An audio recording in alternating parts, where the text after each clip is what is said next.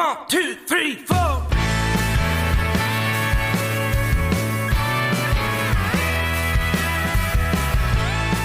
right, we are back with our third annual Valentine's Day special here on Country and Cold Cans. I'm Logan, sitting here with Trucker Andy and Kyle. Be sure to give us 5 stars and a great review on Spotify, Apple Podcast, Amazon, and Stitcher.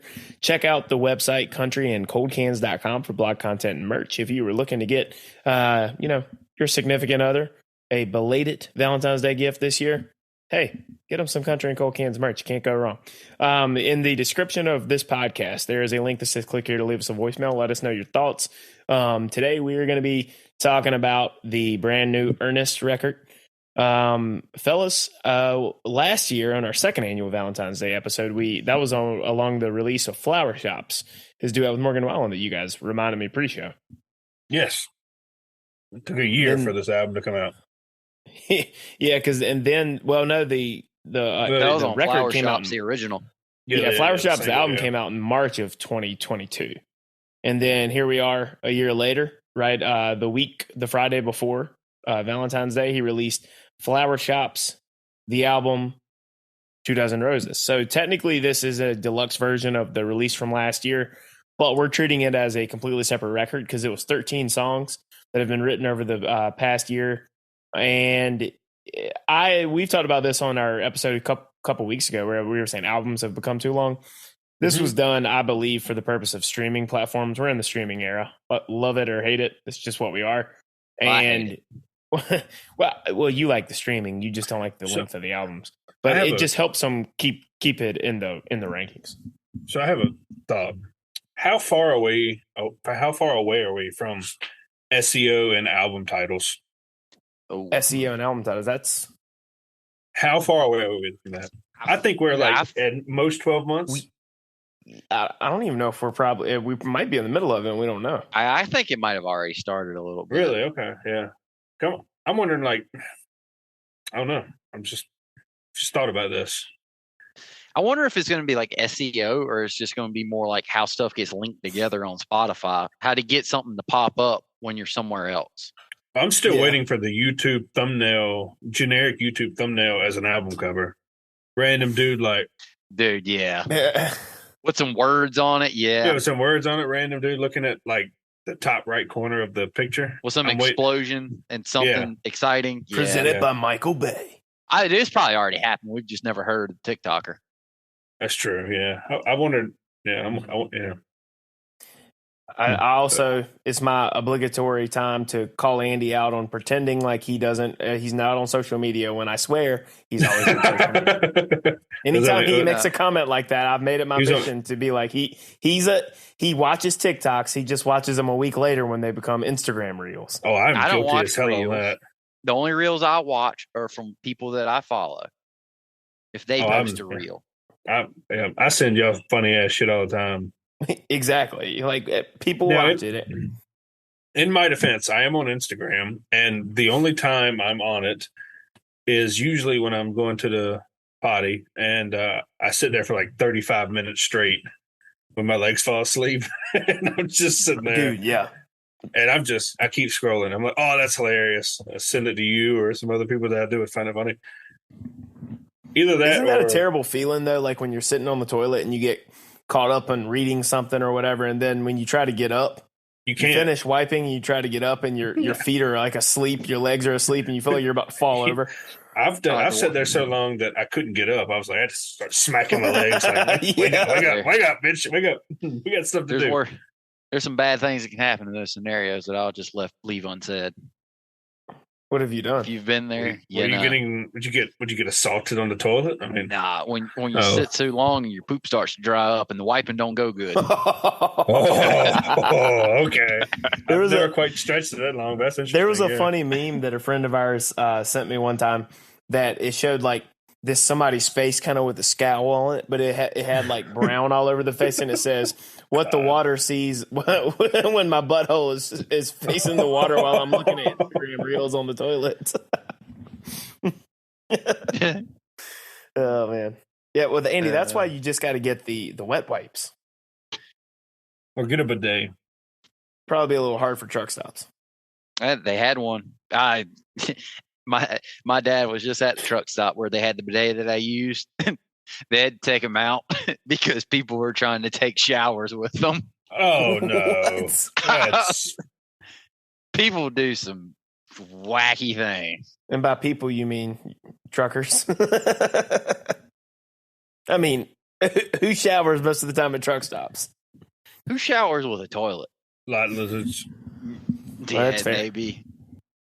I don't know. Is that true, Andy? I don't know. Oh, okay. I wouldn't know. Mm. Well, because you don't follow them to the shower when you're done. Also,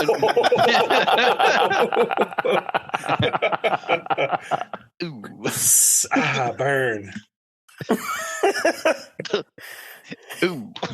Ooh. Damn, I ain't got no comeback for that one. Yeah, no, that was pretty good. Andy's like, you know what, sir? I can see. Yeah. Well, that's Valentine's Day for you. Before we jump into the album, Hookers and poop.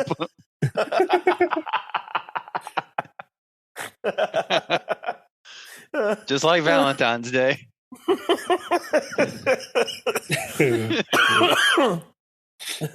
Well, before we move into 2 Dozen Roses by Ernest, have you guys?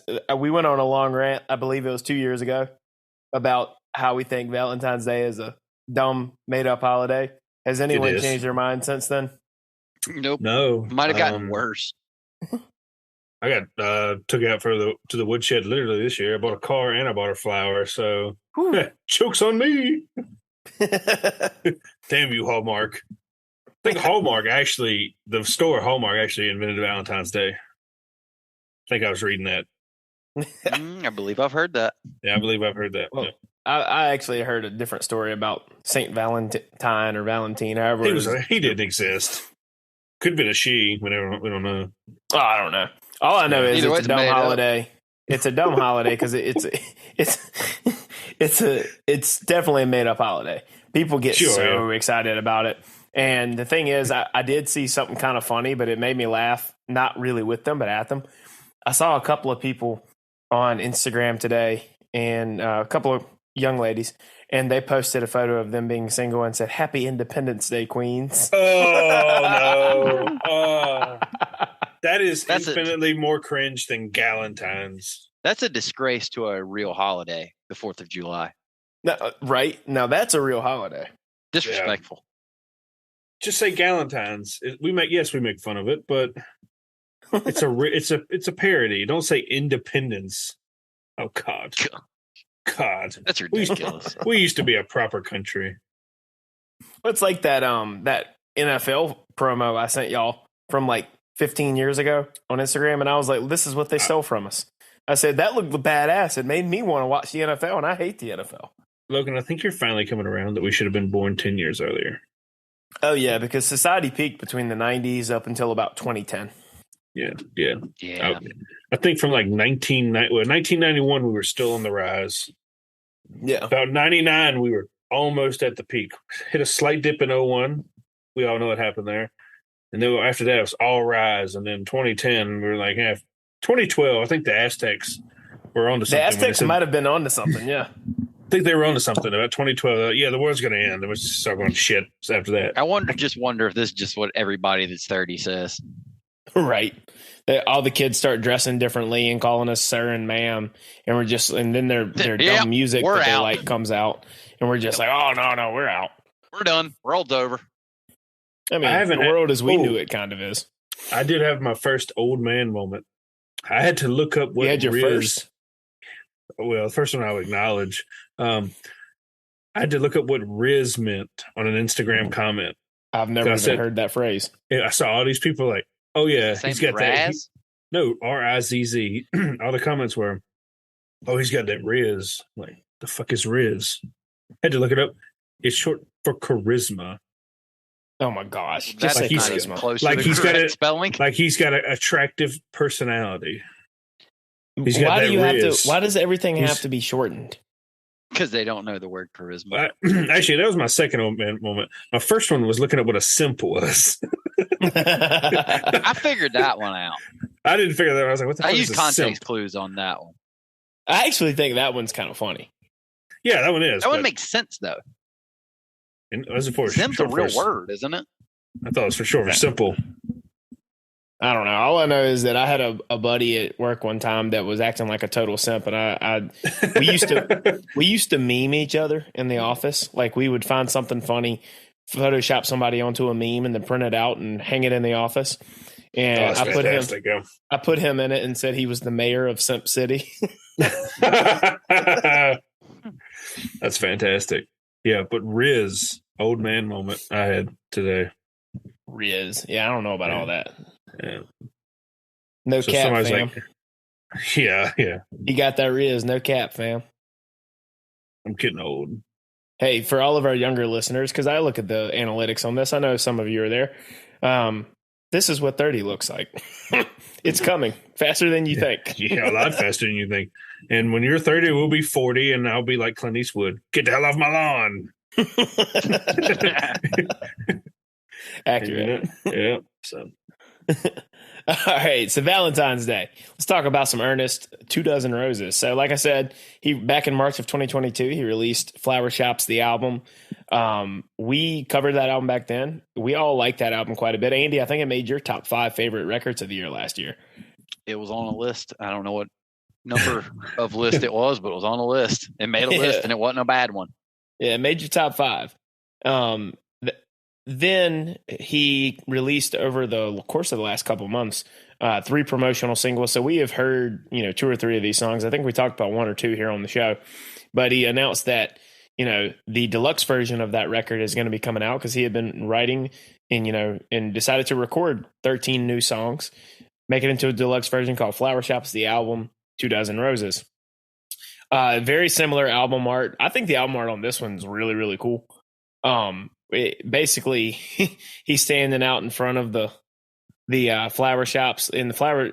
How like really rundown, like looking like old hotels are like weird colors, like purple and pink.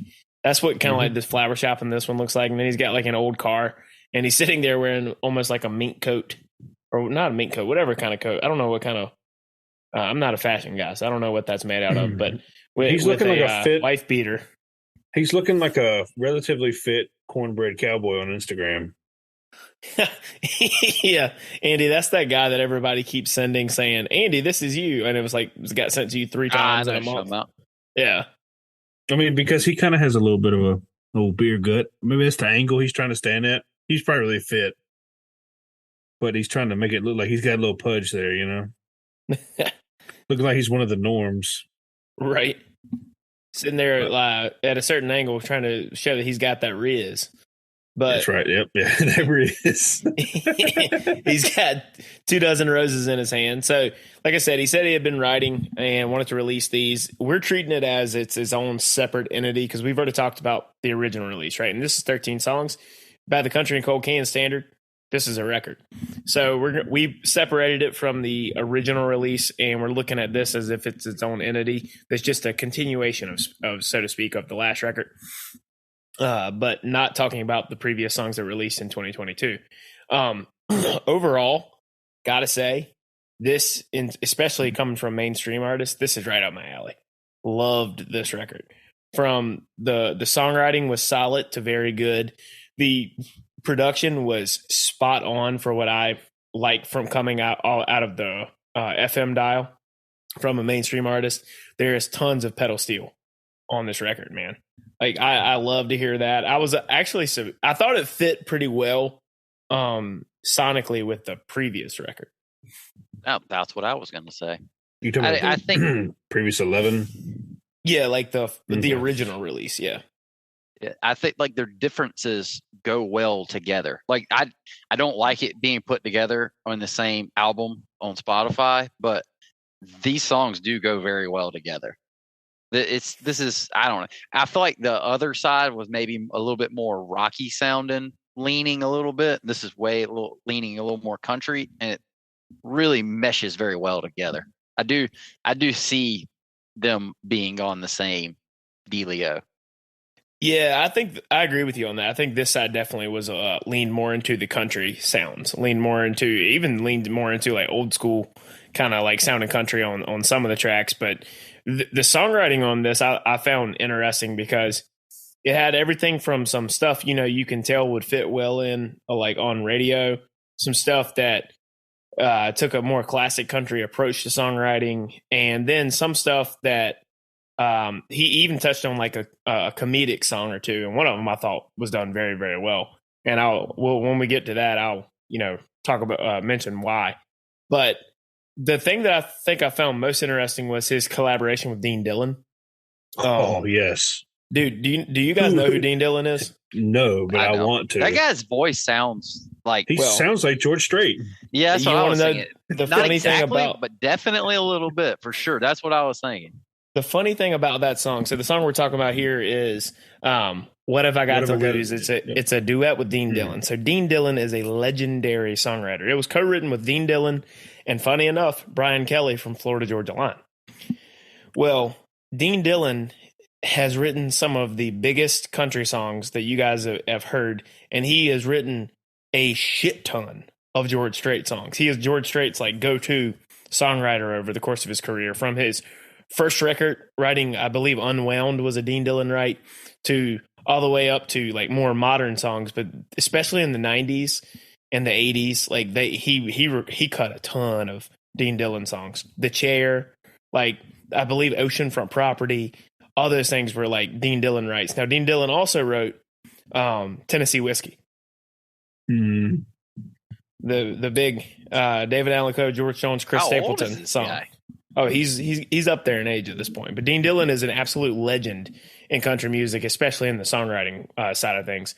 His influence on George Strait is unmistakable, to the point that I have the exact same thought. I was like, this sounds like a George Strait song. Dean Dillon's voice and his phrasing sounds like George Strait. And I wonder how much of his influence listening to Dean Dillon demos when he was recording it influenced George Strait's phrasing. You know what I mean? Over the years. Because like Dean Dillon is a major, major player in the George Strait career. Like I'll send you guys the link afterwards, and with the list of songs like that Dean Dillon wrote for George Strait. You'll be surprised how many you know. Dean Dillon also wrote a handful for Kenny Chesney, a handful for Toby Keith. A lot of songs you guys know, like you've been listening to Dean Dillon songs your entire lives and didn't realize it. But this guy is like a big time, like I've always known the name and known a little bit about him and known like he was a big deal within the songwriting stuff. But the more I kind of dove into him, like this guy is a huge deal. It was an awesome get for this particular song. And I loved this song. I thought this song was very much a classic country song done right. And it was awesome to hear from a younger artist. Does he go by Double D? Andy's back to talking about lot lizards. No, that was a there was a wrestler that said that. Which wrestler? Don't remember. No, there was a double A. There's a triple H. There was a double J. That was a double G. D-O double G. And that's Road Dogg. Road Dogg, Jesse James, the badass Billy Gunn. That was double G's. Close enough. It's double letters. What's the difference? D's and the rest of the alphabet. Yeah. Well, shit happens. Yeah, it's English language, right? Yeah. I agree. The second half of the album has a lot more consistency than the first 11 or so. The first 11 or so, when you take a 10,000 foot view, it kind of almost makes the album seem all over the place. The second half, very sonically in line. But when you get like Classic and Sucker for Small Towns, they sound like straight pop hits.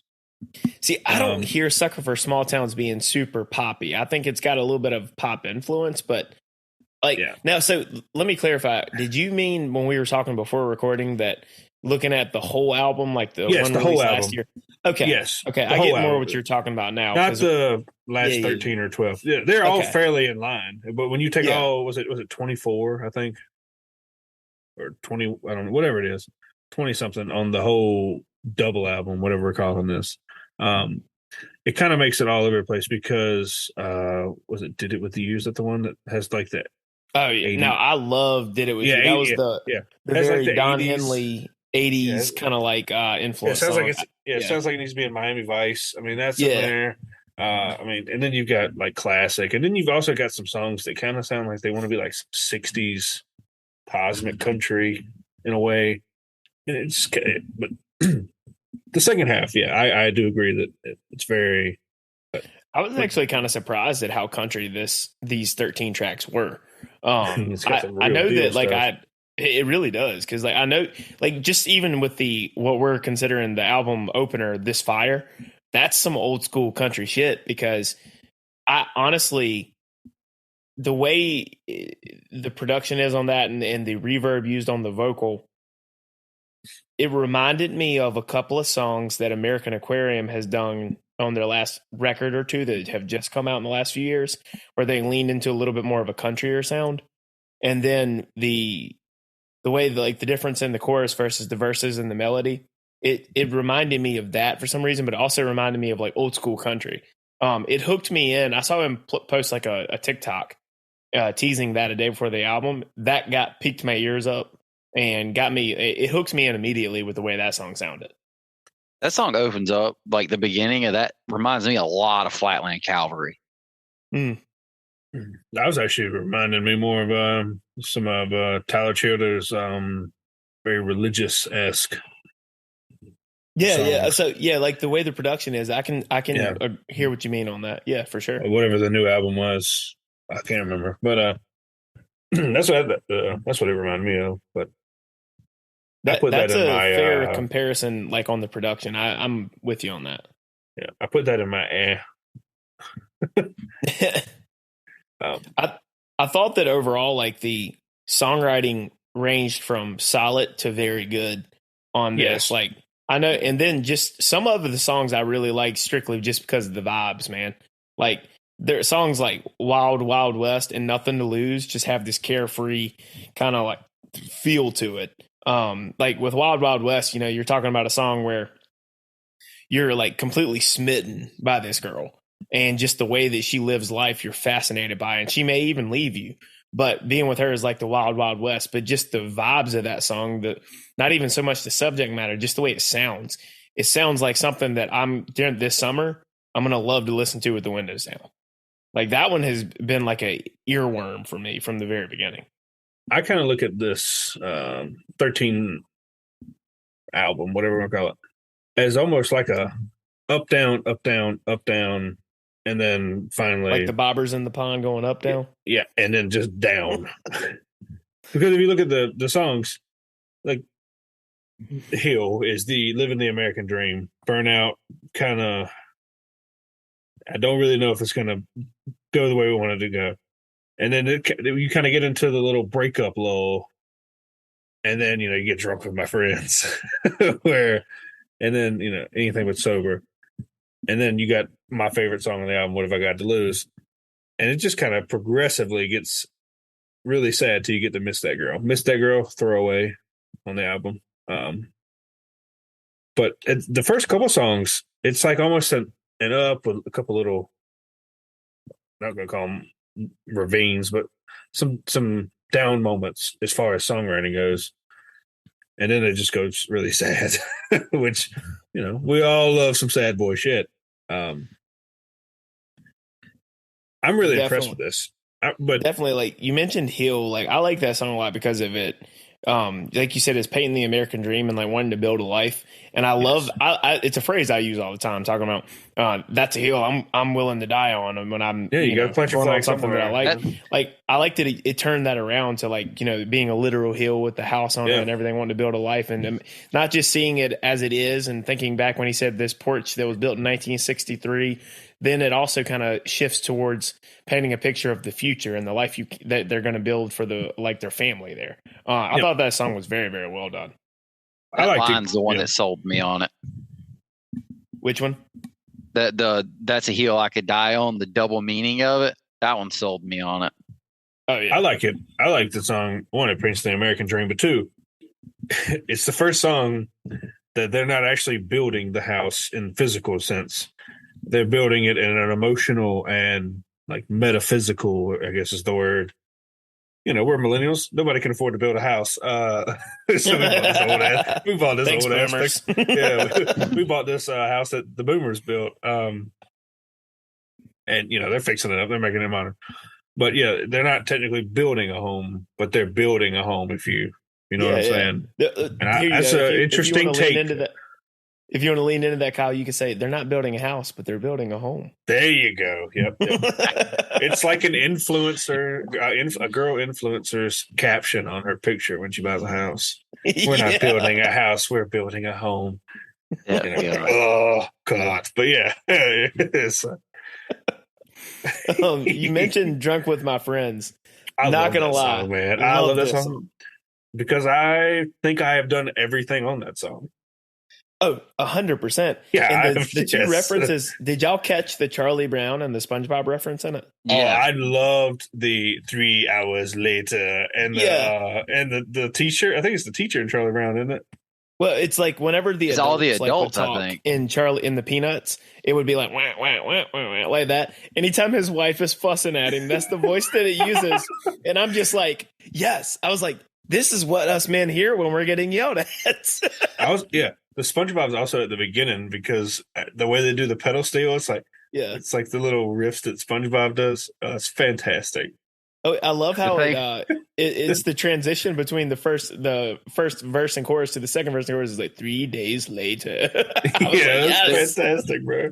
The thing about the driver made me think about Logan back in his early golf days. Let me play that right now because I had that queued up because when I literally like a fucking nerd fist pumped in the air when I heard this line. I was like, yes. I was like, this was probably the line that I related to the most on this entire record. And my driver's bent. My driver kept slicing, so my driver got bent. When I made you stop for tacos. Yeah, I was just like, yes. I was like, for years, I could not do anything but hit a slice. And I was like, so many times I would throw it. I wanted to snap it so bad. I was like, Andy, 100%, dude. I literally a nerd fist pumped in the car when I heard that. I was like, yes. That was, to me, too, this song's funnier now that I've listened to Just Being Earnest and heard some of his stories. Because, like, the golf one makes me think, I think it's when he was playing golf with Jason Aldean, and he started talking about, like, he had to get an IV because he came home blackout drunk, passed out in bed. He's like, when he woke up, like, dead hungover, he's like, we ordered pizza before I passed out. And he's like, there's going to be pizza on my doorstep. And he's like, I'm safe. And he like gets to the door. There's no pizza, turns it around, doesn't even make it to the bathroom before he threw up everywhere. I was like, I feel like this is based off of that event. It makes it so much funnier because this song is earnest. Yes. It shows his comedic side because he's a really funny dude if you listen to his podcast. Andy, the line in it where he says we're probably only playing 9. That's such a lie any man has ever told. Unless the sun tells us we're not playing 18, we're always playing 18. But we're just talking a little business. We're talking a little business. We're probably only playing 9. Don't worry about it. I quit drinking. Well, we hope you were lying when you said that, but it doesn't like you were. That reminded me, the biggest lie I tell Bailey all the time is, oh shit, I'll be back in like an hour. 12 hours later, hanging out with you. Oh, you finally decided to show back up. I was like, oh, they'll be here for, an hour or two. But it's like, I can still hear y'all. It's 2:30 in the morning. Well, yeah. That was the original plan, but didn't go that way. Because what does Ernest say? I got drunk with my friends. Dude, I love the one where it's like, I made you drive to get me tacos and you were pissed. I made Bailey go get me food. And I'm like, she's just, like, if I pick her up, I'm not mad, I'm glad you're getting home. It's funny because you're over there drunk as hell. Shoes reversed. I can't believe you got that drunk. I can't believe it. The funny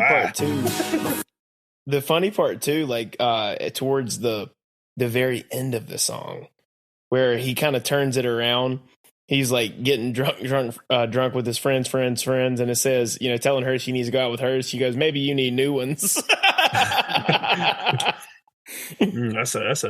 That might be time to back up and punt. For some reason, one of the funniest things to me is just he's like the way he says, like, "Hey, babe, you got a second? Thinking about going golfing." Like just the way he says it, just for some reason, it's hilarious. He really pulled off a like this is one of those songs that while if it was sung in a serious tone, we probably wouldn't like it. But the comedic side of it, the comedic timing, the references to things that we watched as kids, it makes the song work. Especially, it's hilarious. It's also self-deprecating too. Yeah, exactly. This is a good funny song. And I think this song is gonna. If there was a way to measure which demographic found it the funniest, I'm gonna say it's like 80-20.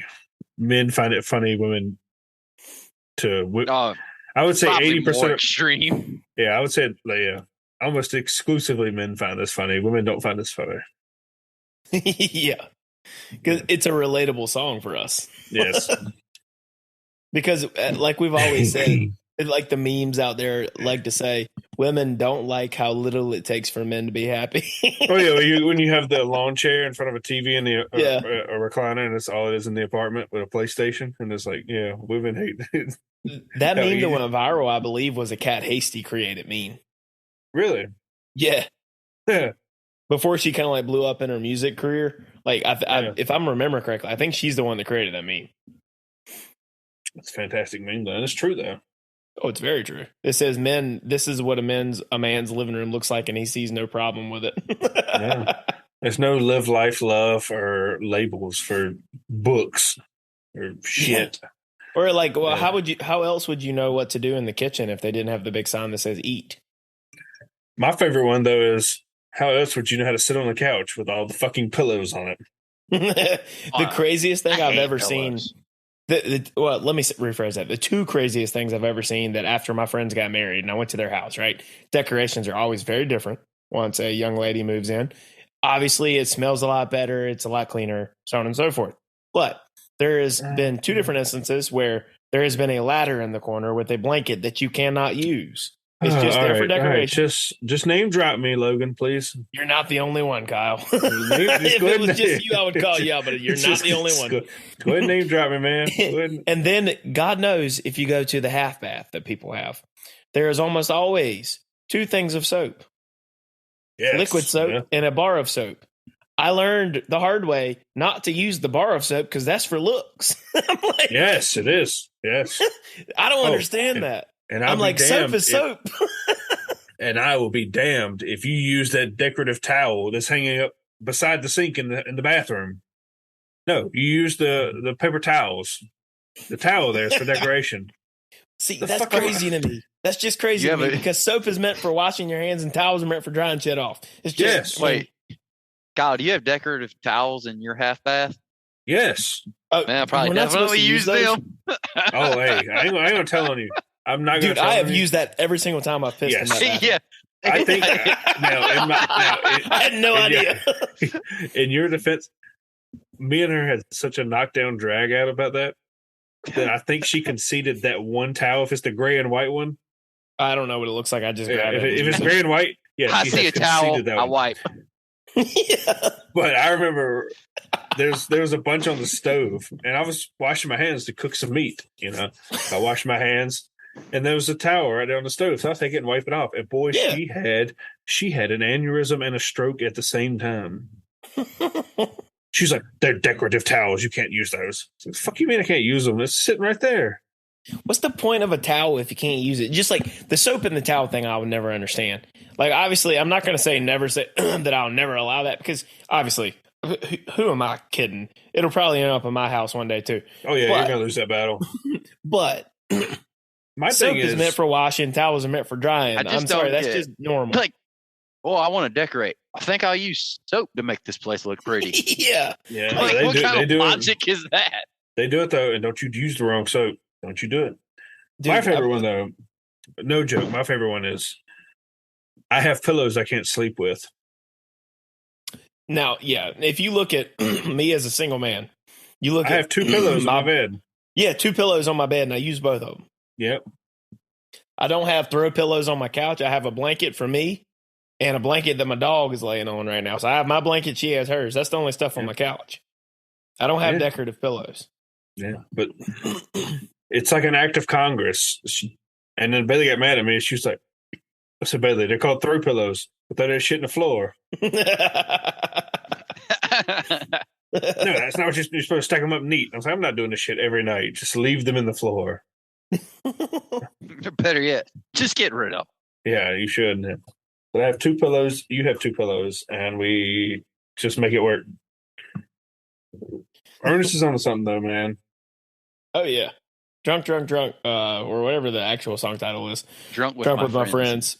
That's a good one. I will say, circling back real quick before we move to another one, I would like to say that Hill and Wild Wild West, 2 different versions of romantic relationships, right? But that's what I call a love song done right. Mm-hmm. Like the Wild Wild West being the passionate kind of like, it ain't going to last very long kind of relationship, and then Hill being, you found the one, and you're singing about how good your relationship is, how you're going to build for it. It's done in a not cheesy and hokey way that so many artists like to do that. And I get it, because women love those songs and they eat them up, but I'm not a woman and I don't eat it up. These are love songs I like. The reason I love Hill so much is it is a mature male love song. Yes, that's a good way of putting it. Very good way of putting it. It isn't the shit I was trying to do when I'm 20. Take this girl out, have a few beers, and go from there. It's, I want a house. Yeah. I want a house. Yeah. Yeah, so, and you're just a part of the big picture here. So, and Ernest, I think he's probably our age, isn't he? He's around our age, but I heard on an interview he did the other day, which he's been married for like 5 years, and he has like a 1 or 2 year old. Yeah, he's probably the low 30s. Yeah, no, he's close. I think he's like 29 or 30. Yeah, I think he's 3 or 4 years older than Wallen. Okay, so if he is, that means So we're Morgan Wallen's age. Yeah, I think he's like 32, 33. Okay. Because I heard when Wallen was on his podcast, I think they played baseball together 1 year, and then Ernest graduated. Okay. Yeah, that would make sense. So, damn, Knoxville pumping out some talent. Yeah, those Tennessee he's boys. From Nashville. Yeah, they didn't go to high school together, but yeah, I think he's from the Nashville area. They played against each other. Fancy baseball. Oh, yeah, was it AAU? I don't know what they played. They played. I think they were fairly decent. Or showcase baseball is actually what it's called. The people they were playing with, there's multiple. I think they said there was multiple people in the majors that they were playing with. Makes sense. Now let's talk about some of the songs that are more on the sad side, because obviously, as we like to say on here, sad songs make us happy. Done at a Bar I like a lot, because I love the chorus and how the pedal steel is so audible in the mix, but the part where it's like, won't let them get to my head. I know it's easier said than done at a bar. Again, in a similar way that he did with Hill I Will Die On. I love using that phrase in the way that he did. Especially how it's like referencing not letting this girl who for whatever reason has a hold on you. How you say you're not gonna let her get to you. You're not gonna fall for her under the neon lights again. But by golly, you did it anyways, because you're trying, but you're failing. Because it's easier said than done at a bar. I thought that was a well-written song, and a relatable song in some ways that was one that I kind of gravitated towards.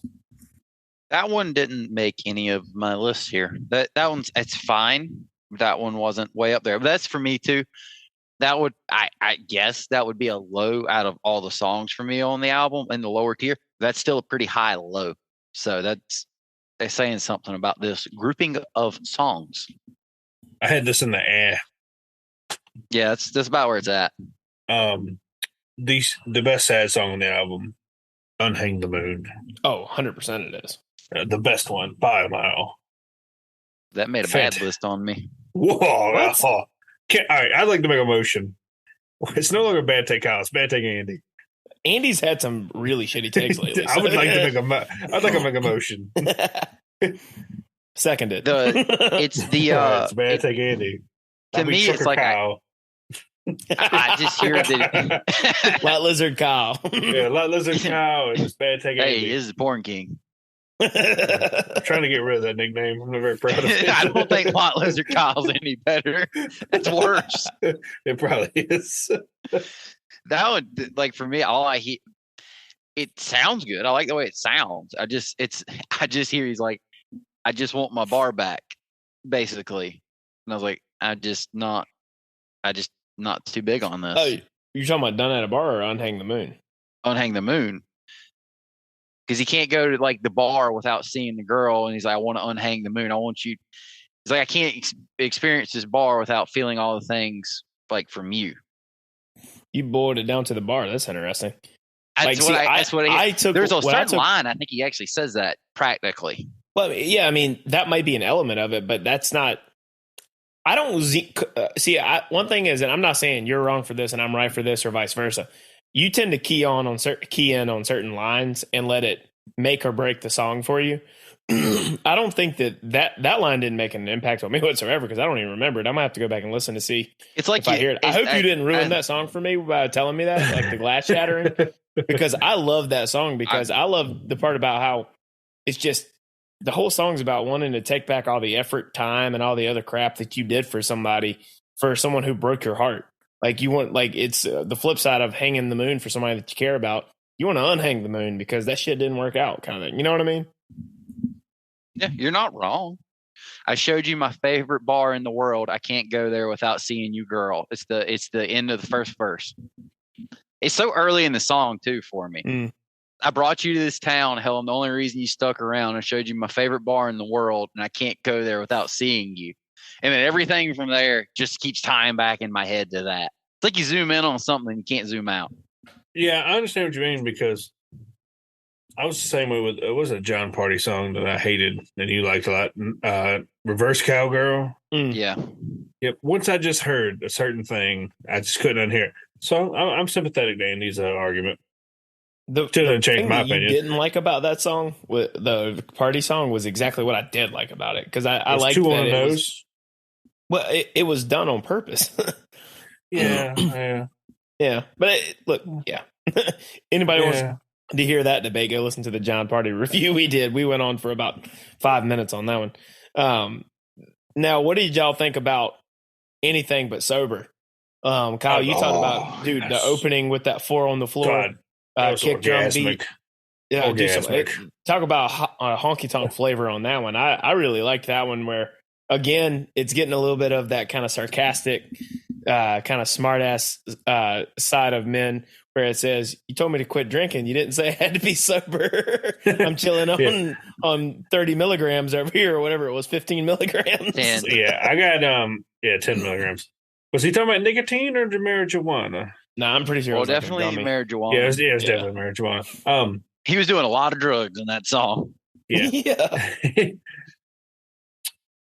I got heavy Waylon vibes off this song. It was the Waylon slash kick Hank. drum. Yeah. Yeah. I can The even Hank see Jr. Hank. I can influence, see. I can see Hank singing this. This is one of those old school ass thematic songs, but Ernest has a pop voice, and his sound is really interesting and almost confusing, but in a good way. I think it's interesting you say as a pop voice. I don't hear his voice. I think he can do pop music, but I don't think his voice is pop. See, I think I am tainted, and this is a personal problem. I'm tainted by what I heard first. fair, like Sugar and which was more pop leaning material.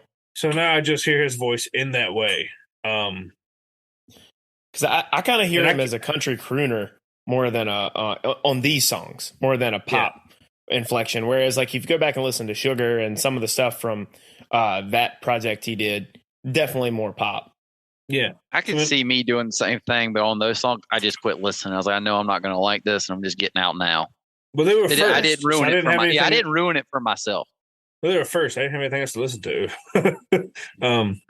So, and I'm like that with everyone. It's just what I hear first.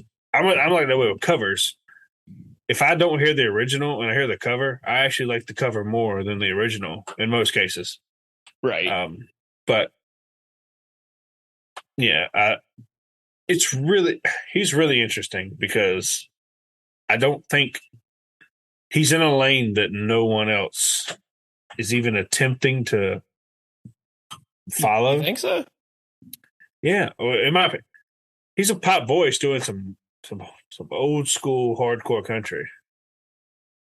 You got your country dudes trying to do it, but he has he has a real odd flair to it. I guess if you hear his voice as a pop voice, that would ring true to an extent. I just, like I said, this is a subjective part for both of our points here. I just don't hear it as a pop voice. That's fair. You know what I mean? But I do think he can sing pop music. But I get your point if you hear it that way. If Wallen does it, I mean, like Hardy is trying to be a rock star, but I still hear his voice as a country voice. See, I just can't hear it any other way. Right. He does a fine job. Wallen, it doesn't matter what he does, he's always ever going to be country. I can see that. Because Wallen's voice is more pop than country. When he did flower shops at the CMAs or whatever it was awful. It was AIDS. it was horrendous, and I was just annoyed. But Wallen has done just as much pop music as like in terms of like what it actually sounds like. Well, he did that country. Well, he did that Arguably Diplo more, thing. yeah. He did that Diplo thing, which is a TikTok song, and that was awful. But I'm not even talking about the actual pop release. I'm talking about like just songs like "Wasted on You" is more of a pop song than a country song. But then on the flip side, you have flip side you have like "Quitting Time," which with the Eric Church co-write that he cut. That's a country song. You know what I mean? Like, I just they all are like mainstream artists who are going to lean a little bit in those directions. I just don't hear them like that either, though. I hear Ernest as Ernest, Hardy as Hardy. I mean, I don't know. I just hear them as individual people for the most part. Yeah, me and Andy don't like classify them in just one big group like that, Kyle. Sure. That's just you. We're looking at them as individuals. Yeah, that's true. Yeah, piece of shit. Yeah, that's true. Yeah, I have no rebut to that. Yeah, so you successfully roasted me and Andy in this podcast. So anyway, that was Andy. Andy's the one that got you on that. yeah, so that might okay. So what we got? Essentially, what we got here is a Spider-Man meme. We're all just pointing guns at each other. All three of us are pointing at each other like, who's going to fire off next? Yeah, this office. Yeah, that's right. Yeah. What'd y'all think of a Heartache on 100 Proof with the Jake Worthington duet he did? I would have liked it infinitely more if Jake Worthington wasn't on it. See, I like Jake Worthington. I love his voice. I love his music. Like he's very like traditional, neo-traditional country. But see, that song, Andy, is not going to be one you like because Andy doesn't like actual country music. Andy needs seriously, like, Andy admits that. Andy likes to have a little bit of something else mixed in, whether it's rock or some other influences.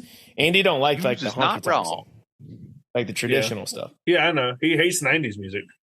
Mm-hmm. He got mad when we played Tracy Lawrence one night. I know, which is crazy to me. Yeah, he did. He got mad. You're not wrong. Look, Jake Worthington, he is what he is. This song is very tropey. Yeah. Just instead of it being modern tropes, it's more old school tropes.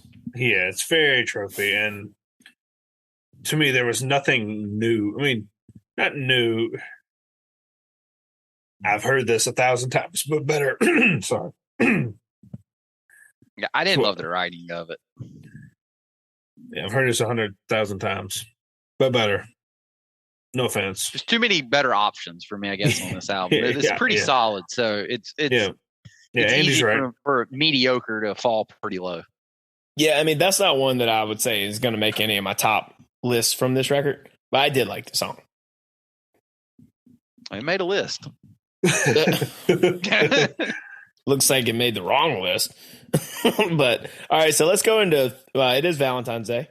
Kyle had a good idea of let's do 3 we like, 3 we love, and 3 we just were kind of let's start with the ones that we liked. Kyle, if you want to start at 3, go to 1. Which ones did you like? Which ones did I like? Anything But Sober. That intro is just fantastic. Done at a Bar and This Fire. Solid choices. Andy? Miss That Girl, because it grew on me. I didn't like it when we first talked about it, but the more That's what she said. the more I listened to it, I was like just listening. Like, obviously, I'm not big on the writing of it. The more I listened, I was like, "Hey, this really ain't that bad." I'm kind of enjoying this a little bit. But Wild Wild West, it's a banger. And then Hill, because that one line put it up there for me. So for me, I'm going to go 3 would be Drunk with My Friends. 2 would be Unhang the Moon. And 1 is probably, I would say I probably lean towards Hill being on there. It's like I'm having a hard time between the 3 I like, 3 I love, because I'm splitting hairs, because there's a lot there. I really liked this album. If taking anything away from In America, is I really liked this album. Basically a top 6, and we're doing the back 3. Yeah, basically. Well, so, I actually had that's like 4. Yeah, I only had 2 in the Everybody else made the like and love. So let's go to the now before we go to the ones we love. Andy, let's start with you. 3 go to 1. Are we doing bad? Yeah. Is this the bad list? Let's see. I got Anything But Sober is on the bad list. It's not the way it's bad. Take Andy. I don't find it funny. I don't find it that funny. And what makes it worse is that it's following Drunk with My Friends, and that kind of was a killer. It's really funny to something I don't find that funny. I get the sarcasm of it, but to me, it's just not. Personally, I just don't find it that funny. And then Heartache in My 100 Proof, I just don't like the writing of it that well. And Unhang the Moon, I can't get past it. He just wants his bar back, basically. He wants this girl and her thoughts of her out of his bar. And it's not for me, dog. Well, now that Andy's bad take there, Kyle, let's get away from the shallow end of the pool with his bad take on Unhang the Moon. Whatever the 3 you didn't like. So I will agree with him on Heartache in My 100 Proof. Miss That Girl, number 13. Kind of a I don't fault you for it. Half-assed attempt at whatever that's supposed to be. And last would be Burnout. Those would be my All right, so if I'm being honest, Miss That Girl is about the only one that kind of makes my list. I didn't really have any of the others that I really was just like would put on a list that I would say I didn't like. That was just one that from the very beginning didn't connect with me. Maybe if you really kind of forced me, put a gun in my head, told me to pick another, I would maybe say Burnout. Maybe. But that one still is just kind of a more, it's not bad, it's not great kind of situation where it's more radio ready than anything of these 13 tracks. But the only one that I would put on my list of saying or just straight up I didn't like was Miss That Girl. Again, like I've said a couple times, I really liked this record. So it was there weren't many that I was going to have on that list. It was wonderful. So let's close it out with 3 that we loved. It is Valentine's Day. So Kyle, start at 3, go to 1. 3 and going to 1. Hang the Moon, number 3. Fantastic sad boy song. Number 2, What Have I Got to Lose? Not so much for Ernest, just at the revelation that Dean Dillon sounds like George Strait. I was so caught off guard by that the first time I listened to it. I was like, holy crap. This is like a doppelganger for George Strait. Has he had a son? And you told me obviously he's old as dirt. But my favorite song on the album, Hill. Because everyone should be shooting for the American dream that song represents. All right, Andy, 3-1. All Which right. ones you love? Number 3, Drunk with My Friends. Hilarious. Then I'm going to stick with my true to form on my one-liners for this album, apparently, is that it's going to be Burnout, because the Let's Throw Around Forever, Call It What It Ain't, hook, line, and sinker sold me right there. I love that line. Then number 1's Nothing to Lose. This song is fantastic. Start to finish.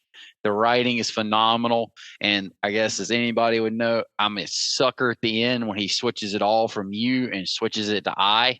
Sold. Nothing to Lose has that same carefree vibe that I love in it from one that made my list. So for me, number 3, I would go with Songs We Used to Sing. That one has been one that I've loved ever since I heard a clip of it on TikTok. I loved it when it was released as a single. Still love it now, even after hearing the whole project. Number 2 is What Have I Got to Lose? Classic country from a modern artist with a legend, on as a duet partner and a co-writing partner. Dean Dillon is absolutely fantastic songwriter. It was cool being able to hear that collaboration. And then number 1 is Wild Wild West. Wild Wild West, I swear, feels like a slightly more, like just by a hair, more pop-leaning version of a song you would hear on the radio in 1996. And I love everything about it.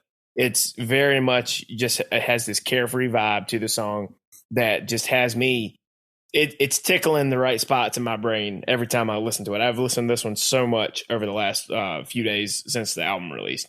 So, yeah, that's my top 3. I actually would have pegged Nothing to Lose making your top 3. I liked would have as Nothing to well, yeah. Lose. Mm-hmm. I liked it a lot, but it didn't quite make my top 3. That would have been, that's a classic Logan song. The problem was it was too close to Wild Wild West. You know what I mean? In the track listing. Interesting. Similar vibes to both songs. Not talking about the songwriting. I'm talking about the way that it sounds and the way it made me feel. So it was too close together. It was the songwriting that I would have pegged it for you. Yeah. But see, like, normally, yeah. But it was just like they both made me feel the same way when I was driving down the road. And one of them had already... Wild Wild West was my first love. So Nothing to Lose was always going to have to live up to the way that one made me feel the first time I heard it. So it was too close in the song track listing. But overall, definitely, recommend this project for people who are in the independent side, for people that are willing to give an ear to the mainstream, people putting out some quality stuff. Recommend this one. For the people in the mainstream that are wanting to listen to more quality output from people that are, in Nashville, I recommend this project. Definitely a good record. Check the descriptions for these episodes. Click the link that says click here to leave us a voicemail and tell us which ones you like, which ones you didn't, or your overall thoughts about Ernest or, Flower Shops, the album, 2 Dozen Roses. We'd love to hear from you. Be sure to give us 5 stars and a great review where you get your podcasts, on Apple Podcasts, Spotify, Amazon, and Stitcher for Country and Cold Cans. And check out the website, countryandcoldcans.com, for blog content and shop. So, it is Valentine's Day. It's our annual show we always do. This one was a little bit less miserable than the previous 2 where we were just trashing the holiday for half the show. But we will end on this number. It's a fake holiday. Kyle was engaged. He still contends the same thing. It's a fake holiday, and somehow she convinced me to buy her a car and flowers. So still a fake holiday. So yeah, screw this. Yeah, screw Valentine's Day, bro. Kyle's like, what have I done? Yeah, Kyle's like, it just sank in how much money I spent. He goes, and I still can't use the fucking soap. Yeah, that's right. Yep, we're about to have a revolution in my house. Things better change around here. They're probably not. Instead, they'll just get a second blanket to hang on that ladder that nobody can use. It's like U.S. politics, people rant and rave and cheer about things they want done, and then 6 months later, nothing's changed. Nothing actually changes. Everything's the same. But you felt good about yourself for a month. Yeah, it felt good to rant and rave a little bit, but either way. Well, for this episode of Country and Cold Cans, I'm Logan, sitting here with Bad Take Trucker Andy. That's right. And Kyle. We'll see you next time. Take care, guys.